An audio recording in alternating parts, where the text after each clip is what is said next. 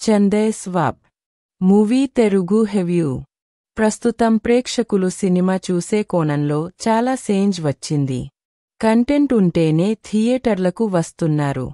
Routine చిత్రమే అని talk వస్తే చాలు, ఆ సినిమా వైపు అసలు చూడను కూడా చూడటం లేదు. ఓటీటీలు వచ్చిన తర్వాతే ఈ మార్పు వచ్చింది. కొన్ని రోజులుగా కంటెంట్ బేస్డ్ ఫిల్మ్తో వస్తున్నట్లుగా చంద్రస్వేర మూవీ టీం చెబుతూ వస్తుంది. అందులోనూ ఆర్కియాలజీ నేపథ్యంలో పురాతన కాలం నాటి ఓ గుడికి సంబంధించిన స్టోరీ లైన్తో చంద్రేశ్వర తెరకెక్కిందని, ఈ సినిమా అందరూ చూడాలని మేకర్స్ చెబుతూ వచ్చారు. మరి ఇందులో ఉన్న విషయమేమిటి? అది ప్రేక్షకులకు ఎంతవరకు రీచ్ అవుతుంది? రివ్యూలో తెలుసుకుందాం. చంద్రేశ్వర కథేంటంటే, నందివర్మ పర్వతం కింద పురాతన కాలం నాటి ఓ గుడి కప్పెట్టబడి ఉందని, ఆ గుడి లోపల నిధి ఉందని తెలిసి ఆర్కియాలజీ విభాగానికి చెందిన ఎండి చక్రవర్తి అలియాస్ నినల్గల్ రవి ఓ టీంని ఆ పర్వతం ఉన్న చంద్రగిరికి పంపిస్తాడు. ప్రొఫెసర్ బోస్ ఆధ్వర్యంలో అతనితో కలిపి 8 మంది టీం ఆ గ్రామానికి వెరుతుంది. కాని ఆ గ్రామ ప్రజలు వారిని ఊరిలోకి రానివ్వకుండా అడ్డుకుంటారు.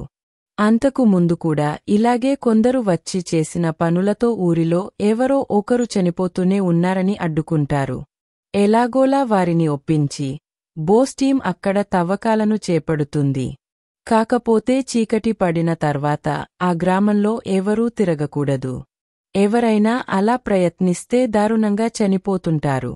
అప్పుడే చంద్రగిరికి సబ్ ఇన్స్పెక్టర్గా వచ్చిన గురువర్మ అలియాస్ ఆశ వెంకటేష్ ఆ చావులు వెనుక ఉన్న వాస్తవాలను తెలుసుకోవడానికి తన స్టైల్లో ఇన్వెస్టిగేషన్ మొదలు పెడతాడు. ఈ క్రమంలో ఆర్కియాలజీ టీంలోని అఖిల వెంకటేష్తో ప్రేమలో పడతాడు. ఇక తన ఇన్వెస్టిగేషన్లో గురువర్మ సంచలన విషయాలు తెలుసుకుంటాడు. ఆ విషయాలు ఏంటి? ఆ ఊరిలో చావులకు కారణమేంటి? గురువర్మ ఈ సమస్యను ఎలా సాల్వ్ చేశాడు? నిజంగానే ఆ గ్రామంలో గుడి, అందులో నిధి ఉన్నాయా అనేది తెలియాలంటే ఈ సినిమా చూడాల్సిందే.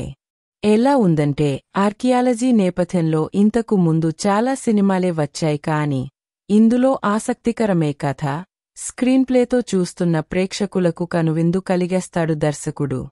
ముఖ్యంగా ఇంటర్వెల్కు ముందు వచ్చే సన్నివేశం ఈ సినిమాకు హైలైట్ అని చెప్పవచ్చు. సినిమా స్టార్టింగ్ సీనే ఒక గొప్ప సినిమా చూడబోతున్నామనే అనుభూతిని కలిగేస్తుంది.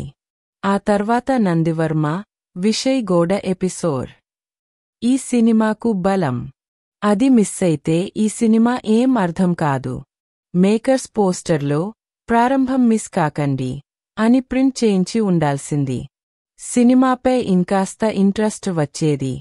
ఒక రాజుని ఓడించాలంటే ముందు వారి ఆచార వ్యవహారాలపై దెబ్బకొట్టాలనే డైలాగ్, సనాతన పద్ధతులను చూపించిన విధానం, హిస్టారికల్ ఎవిడెన్స్ వంటి పదాలు, విగ్రహాల మార్పిడి ఇవన్నీ కూడా దర్శకుడి మేధస్సుని తెలియజేస్తాయి.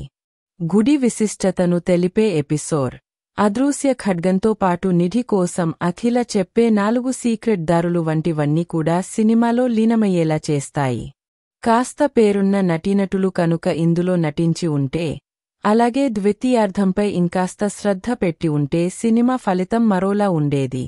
ఎవరెలా చేశారంటే, సబ్ ఇన్స్పెక్టర్గా సురేష్ రవి ఆహార్యం బాగుంది.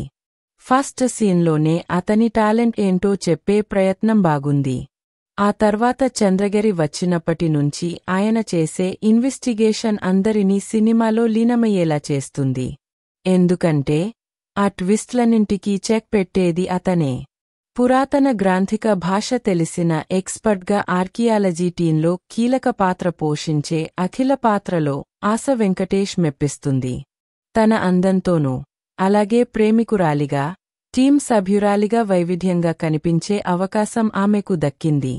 చక్రవర్తిగా నినల్గల్ రవి, ప్రొఫెసర్ బోస్గా బోసే రవి, గ్రామ పెద్దగా చేసిన అతను, ఇంకా ఆర్కియాలజీ టీం మెంబర్స్ అంతా వారి పాత్రల పరిధిమేర నటించారు. సాంకేతిక నిపుణుల విషయానికి వస్తే, ఈ సినిమాకు ప్రధాన హైలైట్ బ్యాక్గ్రౌండ్ మ్యూజిక్.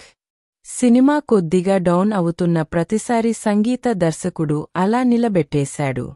అఖిల పాట బాగుంది. సినిమాటోగ్రఫీ కూడా పురాతన రోజులకు తీసుకెరుతుంది. మొదట్లో వచ్చే విజువల్స్ అన్నీ కూడా సినిమాపై ఆసక్తిని కనబరుస్తాయి. ఎడిటింగ్ పరంగా ఫస్టాఫ్లో కొన్ని సీన్లు ట్రిమ్ చేసి ఉండొచ్చు.